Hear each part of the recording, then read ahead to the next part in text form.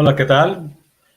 Un gusto saludarles y bienvenidos a una actividad más de esta sexta feria del libro de la salud de la facultad que organiza la Facultad de Medicina. Es para nosotros un placer estar acompañándoles y en esta ocasión vamos a tener una charla, una colaboración que tiene la Dirección General de Bibliotecas con los compañeros, con los maestros, la maestra Leticia Carrera, el maestro Absalón Guzmán y el maestro César Saavedra, que nos van a abordar un tema interesante y por demás muy trascendente para el área médica, que son las revisiones sistemáticas. Este tema lo van a ir abordando y pues creemos que va a ser de gran interés y pues les cedo la palabra a los maestros. Adelante, por favor. Hola, gracias por acompañarnos.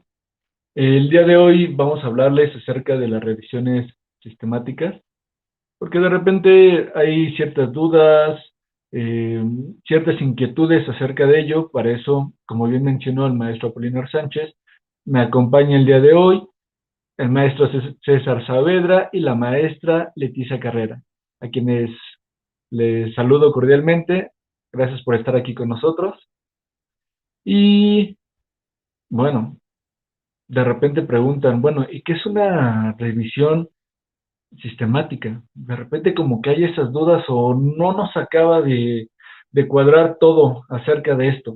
Así que, ¿me pueden ayudar a explicar esta parte de las revisiones sistemáticas? Claro, claro. Lo que vamos a exponer a continuación es parte de nuestras experiencias que tenemos en la Biblioteca Central.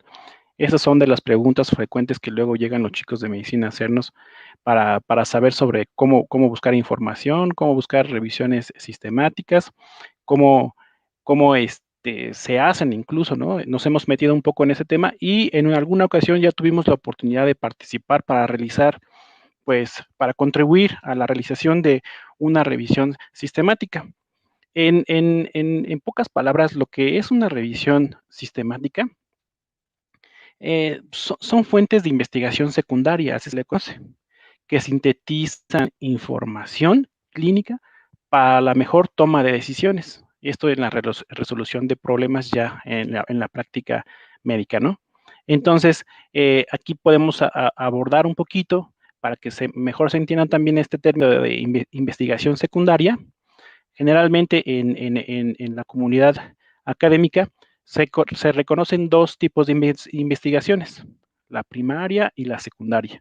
En la primaria tenemos el ensayo clínico controlado, los estudios de cortes, casos y controles, encuestas, reportes o series de caso, y específicamente en la investigación secundaria tenemos tres niveles de investigación, que son el metaanálisis, las revisiones sistemáticas y lo que son las revisiones narrativas.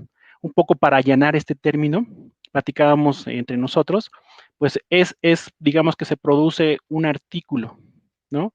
O se producen 1000 artículos sobre un tema determinado. Cuando se va a hacer una revisión sistemática, se analiza todo ese cúmulo de información, se hace una revisión bibliográfica de todo lo que existe.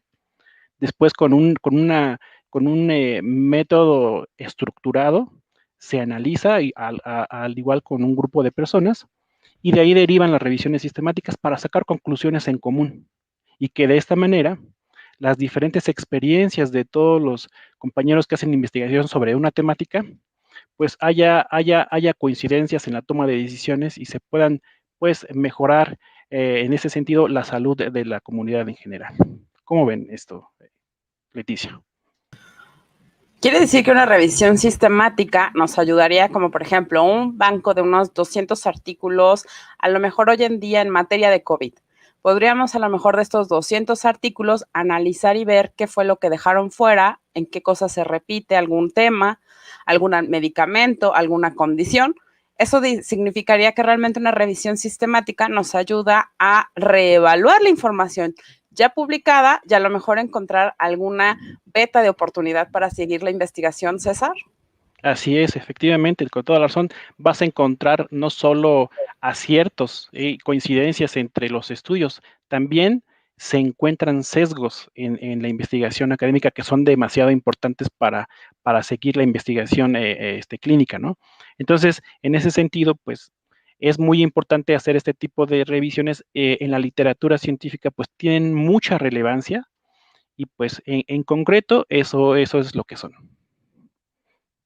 Ok, y como para mí, como estudiante de medicina, como, ¿qué beneficios me Investigador. trae investigador, Pues, por así decirlo? pues realmente ¿para qué me sirven? Bueno, tienen diferentes múltiples usos. El principal es pues para tomar mejores decisiones en cuanto al diagnóstico, ¿no? Y el tratamiento clínico. Por otro lado, como investigador también o como estudiante, si estoy haciendo algún trabajo muy importante, pues me sirve ver qué es lo que ya se ha hecho al respecto, ¿no? De esta manera nosotros igual ya evitamos duplicar investigaciones que ya existen. Y pues también principalmente pues identificar y ver en qué estado de la cuestión se encuentra pues, cierta temática y de antemano pues sabemos que con el rigor que esto conlleva, pues eso digamos que sería como que una de sus funciones, ¿no? Mejorar la calidad de vida de los seres humanos. Oye, César, pero dijiste que las revisiones sistemáticas existen de varios tipos. ¿Podrías decir que alguna es mejor que otra? ¿O en qué nos tenemos que fijar para saber cómo funcionan, qué analizan, cómo analizan, hacia qué información? O yo como estudiante, ¿cuál me conviene más para a lo mejor una investigación muy sencilla o una a lo mejor ya más profunda para una tesis? Pues bueno, mira, en ese sentido, como lo mencionaba, en el área de investigación secundaria existen 3 tipos de investigaciones que van en ese mismo corte.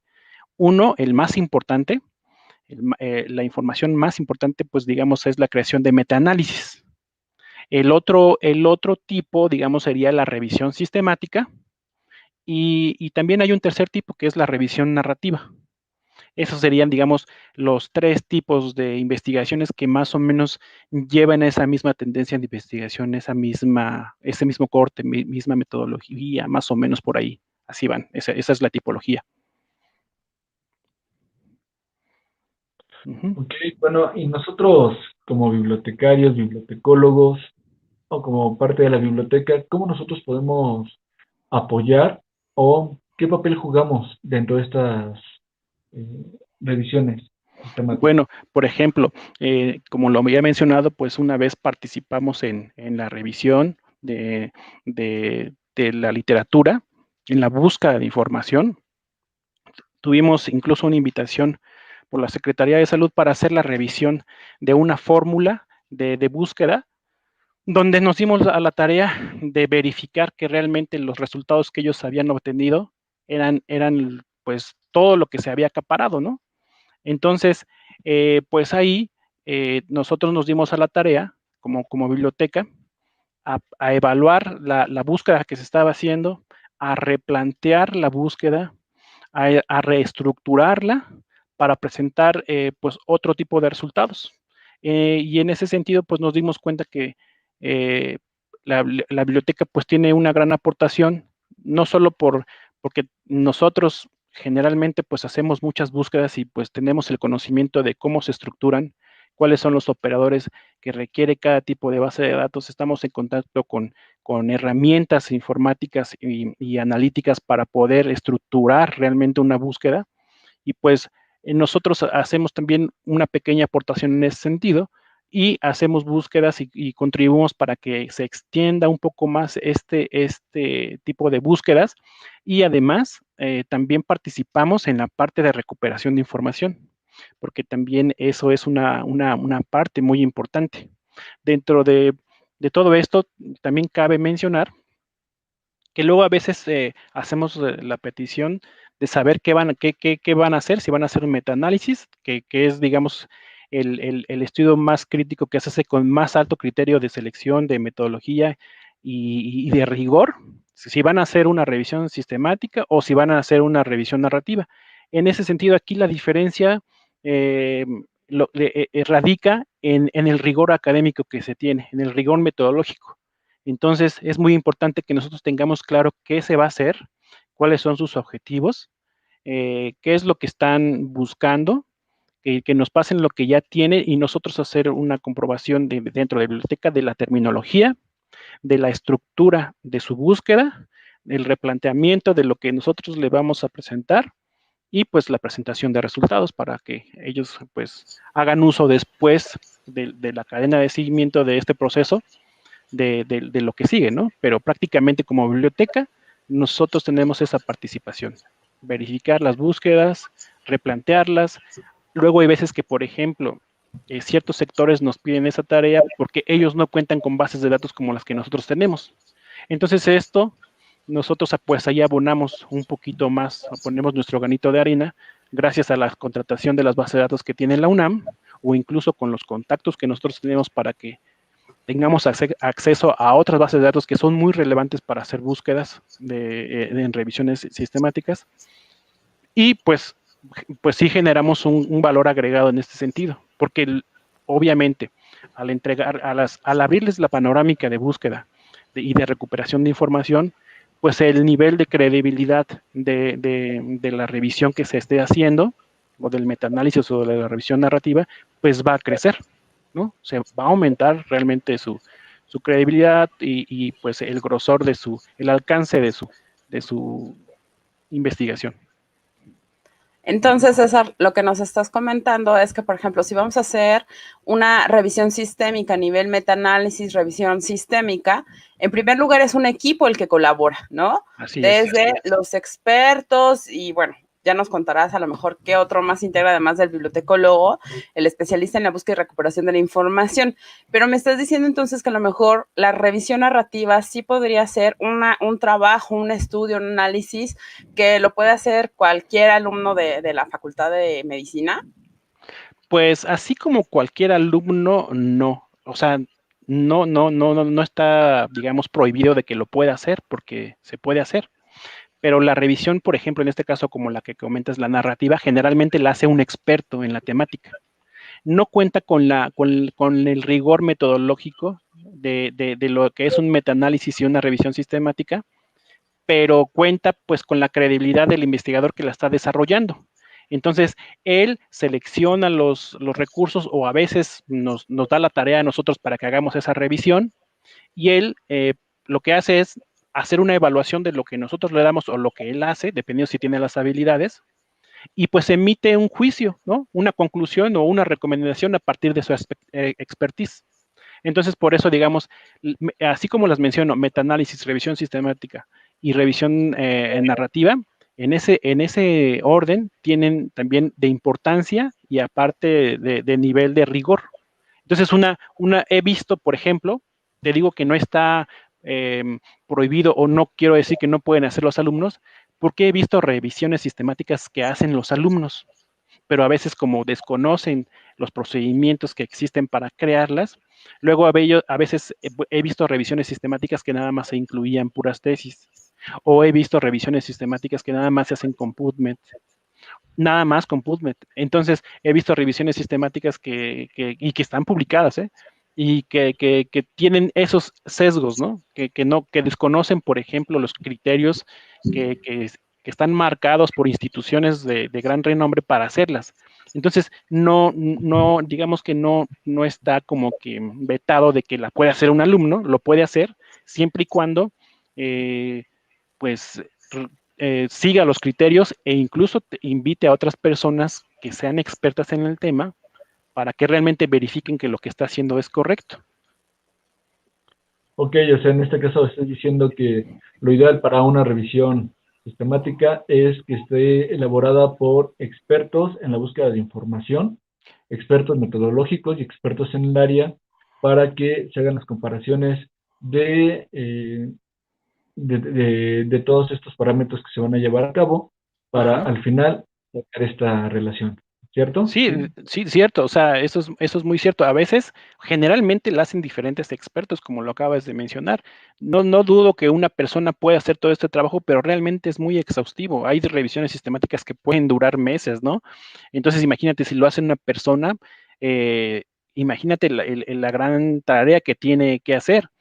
Además, por ejemplo, además de que ahí tiene que haber un experto en la temática que se va a explorar, que tenga que haber también atinadamente un experto en metodología para que haga la revisión, que haya un experto en búsqueda y recuperación de información.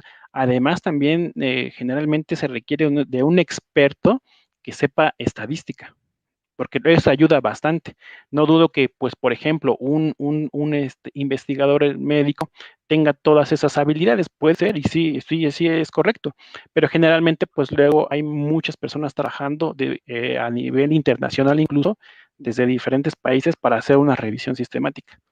Entonces, como es un trabajo muy, pero muy extenso, ¿no? Realmente que sí requiere de muchísima talacha, como se dice vulgarmente, generalmente, pues, son varias las personas. Y es por eso que, pues, tiene que haber varias personas que realmente sí sepan la temática y lo que están haciendo, ¿no? El trabajo que se les tiene que desarrollar. Oye, y nada más, las revisiones sistemáticas son enfocadas a medicina. No son exclusivas de medicina, aunque sí nacen en ese sentido, pero ahora, por ejemplo, como es una metodología tan buena, como es una manera tan idónea, tan certera de sintetizar información, de analizar información, temáticas, pues ahora ya hay otros sectores, otras temáticas, por ejemplo, el área de ciencias e ingeniería. He visto que ya empiezan a hacer también sus revisiones sistemáticas, incluso en otras áreas, ¿no? Pues, es como una especie de metodología también para sacar pues conclusiones entre tanta información que se está gestando en un mismo canal de comunicación, en una misma vía. Entonces, pues obviamente que tienen otros pequeños criterios de metodológicos, no como los que tenemos en el área médica, pero sí van enfocadas en ese sentido. Uh-huh. Ok. Bueno, dentro de esto vemos que las revisiones sistemáticas tienen muchas ventajas porque nos dan la actualidad y nos actualizan sobre los datos de diferentes publicaciones. De todas esas publicaciones se compara la información y obviamente se sacan los mejores resultados para que cualquier persona, bueno, los especialistas puedan revisarlos y compararlos para tomar las mejores decisiones. También, ok, ventajas. Sin embargo, también existen desventajas. Hace ratito estaba hablando que si una sola persona hace esta revisión, quiero pensar que hay ciertos sesgos. Por eso es un equipo el que Así es. tiene que hacer para que de entrada haya un contraste entre pares para ver qué es lo que se está haciendo. ¿Qué otras desventajas puede tener Pues esta revisión? que por ejemplo, que cuando se haga una revisión sistemática, pues no se tenga el acceso a todas las fuentes de información que se requieren para que cumpla con el objetivo, ¿no? Que no se cuente realmente. Hay revisiones sistemáticas que donde afecta es que quien está buscando no sepa cómo evaluarlas, no sepa cuál es el fondo metodológico que respalda. Para eso, pues hay instituciones como Cochrane que pues ya avalan y todas las revisiones sistemáticas que tú buscas ahí generalmente tienen ese nivel, ese criterio tan alto de selección y de publicación para que no haya ninguna falla, pero también hay que tener cuidado que luego como estudiantes a veces buscamos nada más así como revisiones sistemáticas o luego queremos encontrar información y no hay y buscamos en otras plataformas y en el texto aparece revisión sistemática. Entonces vemos que esos pueden ser los sesgos, que si no sabes leer, no tienes, por ejemplo, los conocimientos mínimos para hacer la lectura de una revisión sistemática y ver cuál fue su alcance realmente y cuáles fueron los materiales, las metodologías que utilizaron para hacerla. Si desconoces eso realmente, pues entonces habría sesgo, ¿no? Esas serían las desventajas que luego a veces no se cuenta con recursos suficientes para hacer el rastreo de la información o a veces se desconoce o simplemente no hay acceso. O luego a veces no tenemos a nuestro alcance toda la literatura que se requiere para descargar o luego a veces suele pasar porque pues es algo que no podemos dejar de lado. A veces el experto que está analizando pues no tiene la suficiente, digamos, las suficientes habilidades o el suficiente perfil metodológico para analizar la documentación que tiene a su cargo para hacer la revisión.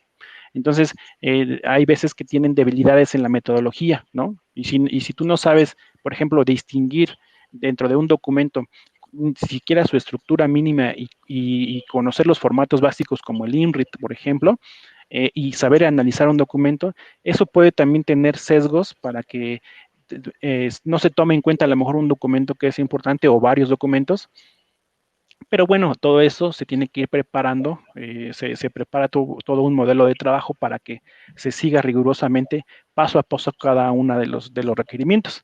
Pero pues llega a haber revisiones sistemáticas que tienen sesgos muy importantes, ¿no? Otra de las desventajas podría ser la temporalidad, que van teniendo todos estos documentos publicados.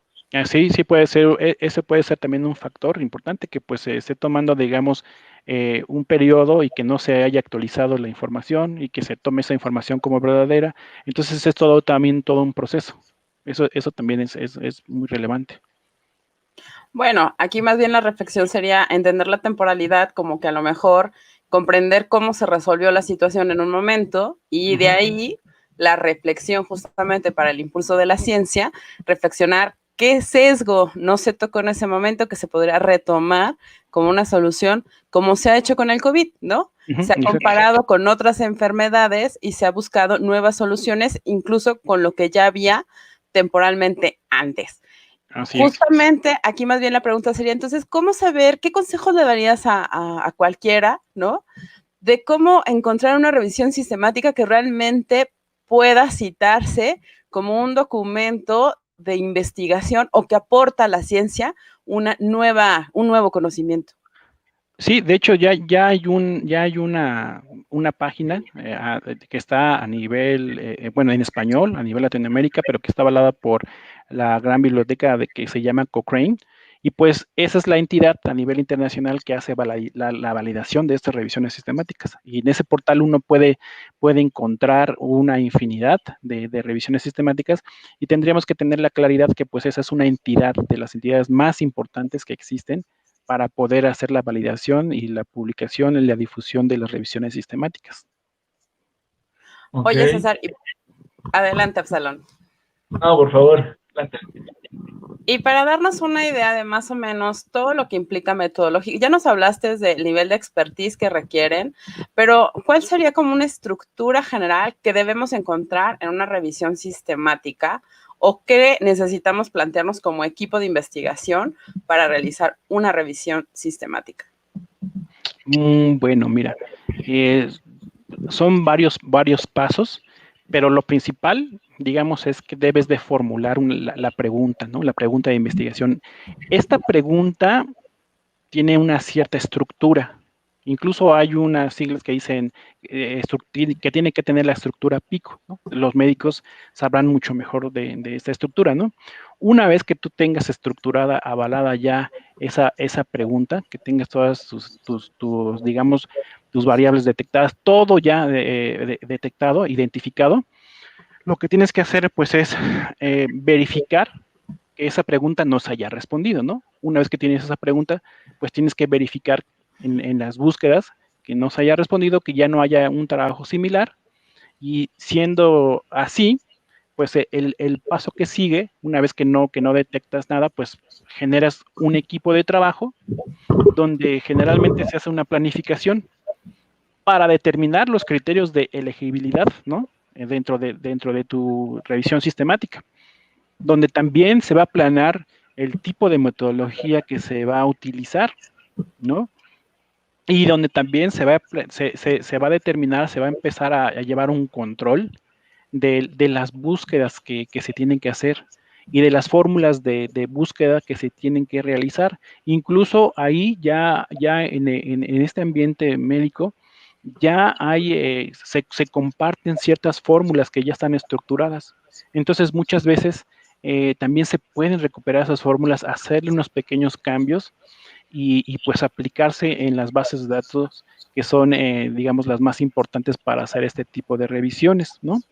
Entonces, una vez que tú ya tienes todas esas estructuras y que pues estás adaptando ya sea a las nuevas fórmulas, nuevos campos o estás contemplando todos los vacíos que tú crees que les hace falta, pues lo que después se hace es buscar esos estudios, y es ahí donde nosotros también tenemos una participación. Una vez que tú buscas todo, y ya tienes elegida la literatura, pues se tiene que también hacer la recuperación de información, y es ahí donde también hay un sesgo, ¿no? Porque luego no todos tenemos acceso a todos los documentos. Entonces ahí hay un sesgo porque hay documentos que luego son casi irrecuperables, ustedes lo saben más que yo. Entonces, ahí tenemos que también tener alguna estrategia para saber qué se va a hacer, ¿no? Entonces, una vez que ya tienes todo, pues obviamente también tienes que elegir una basecita de datos. Puede ser que elijas la de Cochrane, o también hay una alternativa para que se trabaje, por ejemplo, en Mendeley. Se hace una base de datos, una gran base de datos en grupo con Mendeley, ahí se trabaja realmente todo, se sube, entonces se empiezan a aplicar por parte de los expertos los criterios de elegibilidad. ¿Qué documentación sí va a entrar y por qué y cuál no?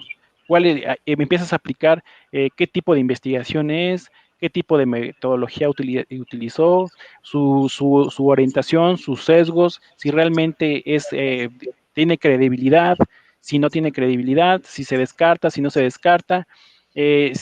Incluso actualmente he visto que algunos hacen una selección para darle mayor credibilidad a la revisión. Algunos incluso llegan a meter algunos indicadores bibliométricos para hacer selección, para meter ese criterio de elegibilidad. Después, ya que tú obtuviste los datos, evaluaste todos los riesgos que tiene, los sesgos de cada uno de los estudios, ya limpiaste, digamos así, toda la información, y ya cada uno metió sus criterios, pues empieza a hacer el análisis, ¿no? El análisis de todos esos datos, empieza a hacer una estructuración de las ideas, de las conclusiones, se empiezan a clasificar por cuáles son las que coinciden, cuáles son las que no coinciden, cuáles son los sesgos, cuáles son sus diferencias, y pues una vez que tienes ya todo eso, se hace la interpretación de los resultados, ¿no? Donde pues ya prácticamente con base en ello vas a obtener las conclusiones, para que una vez que se hagan las conclusiones, pues se presente el trabajo, para que pueda ser valorado por instituciones como las que mencioné, como Cochrane, y que pues tenga la validez oficial que se requiere a nivel internacional, ¿no? Hay un proceso para que pueda ser validada. Entonces, prácticamente, pues ese, digamos que sería como que la estructura o el flujo, más o menos, pero hay también cositas internas que pues luego no se dicen, pero en concreto, pues eso es, ¿no? Luego, algo que no se dice, por ejemplo, en las búsquedas es que luego expertos delegan a los adjuntos a hacer las búsquedas de información. Me he topado con esa situación, de que llegan adjuntos a preguntarme que están haciendo una revisión sistemática y que pues necesitan buscar todo lo que tenga que ver con eso, con algún tema, y a ellos los ponen a hacer las búsquedas. Entonces también ahí entramos a otra situación de sesgo, ¿no? Que realmente, pues cuando delegan a hacer este trabajo por obviar que es muy fácil, pues hay un sesgo porque no están haciendo las búsquedas tan especializadas como realmente se merece, como lo requiere incluso cada base de datos. Han salido actualizaciones, por ejemplo, por medio de PUB recientemente, donde hacen ya pues algunas recomendaciones para hacer búsquedas que están siendo actualizadas y que hay que estar nosotros al pendiente de cómo se está buscando ahora en esa base de datos, en esa plataforma. Entonces, pues en términos generales, podemos decir que esa sería como la generalidad de lo que son las estructuras. No sé qué piensen ustedes. Pues en lo personal se me hizo algo bastante interesante esta forma de acercarnos a las revisiones sistemáticas. Se han resuelto algunas interrogantes que tenía, sin embargo, y si también se han expuesto algunas otras, y en estos casos la pregunta es, ¿y dónde me puedo acercar para saber más? ¿Hay talleres, cursos o cómo Pues le mira, puedo hacer? nosotros podríamos, aquí, ahorita que nos hagan favor de presentar nuestro contacto, si quisieran ahondar en esta temática, pues en este contacto pueden escribirnos para cualquier duda, para cualquier recomendación, ¿por qué no? Pues a nosotros nos gusta seguir aprendiendo día con día y pues hemos visto las revisiones sistemáticas desde nuestro nicho. Esta es nuestra pequeña aportación que podemos hacer, pero también podemos recibir sugerencias y también podemos asistir a alguien que pues esté haciéndolas, ¿no? Porque hemos tenido un poquito de experiencia en este ámbito. ¿No, Leti? Sí, y también incluso decirles que, bueno, si es la primera vez que tienen contacto con la biblioteca digital, con todo gusto podemos enseñarlos a usar, sobre todo asumiendo y comprendiendo que la UNAM ofrece una cantidad de artículos arbitrados muy importantes para la medicina, sobre todo en este momento más con COVID, que obviamente la información arbitrada, evaluada, confiable es muy importante, que también nos contacten. Y a lo mejor podemos empezar pie planito, empezar con las primeras búsquedas para luego tal vez que ellos se incorporen justamente a estos procesos de revisiones sistemáticas con, ya lo dijiste muy bien, con un equipo, con un grupo que tiene que ser nutrido de diferentes visiones metodológicas para encontrar el mejor aporte para la ciencia misma. Uh-huh, exactamente. Así es, pues agradecemos. Muchas gracias, maestros. Qué interesante tema. De verdad es muy halagador y sobre todo que el profesional de la información, bibliotecólogo, como quieran llamarle, participa activamente en este trabajo colaborativo, además especializado, multidisciplinario, y que es a la postre un preámbulo a toda la investigación que realizan los diferentes médicos, las diferentes áreas médicas y así como en otras disciplinas, pero aquí resulta de suma importancia porque además de ser relevante, es el proceso mismo como se va trabajando la información, desde identificarlo, desde irlo depurando, validando. Creo que es un trabajo que pareciera un poco productivo, pero a la larga es muy trascendente, dado que con estas situaciones que tenemos ahora, que nos está afectando obviamente, pues se hace necesarios, indispensables que se hagan ese tipo de trabajo. Y qué bueno que la Biblioteca Central esté trabajando y también la biblioteca de su facultad. Por favor, acérquense a ellos. Creo que y estaremos de acuerdo que es un trabajo que va a ser beneficioso para todos y que obviamente vamos a ir aprendiendo. Es muy importante que lo tengamos siempre en mente y pues agradecer de nueva cuenta a la Biblioteca Central y no me queda más que agradecer y por supuesto seguir en esta parte invitándolos a que sigan con nosotros en las diferentes actividades que está realizando esta feria de libro de la Facultad de Medicina. Por nuestra parte, muchas gracias y nos veremos en otro momento y por favor acérquense con nosotros, acérquense a la biblioteca, acérquense con el bibliotecólogo o experto en información que siempre les va a apoyar a todos. Muchas gracias y estamos en comunicación.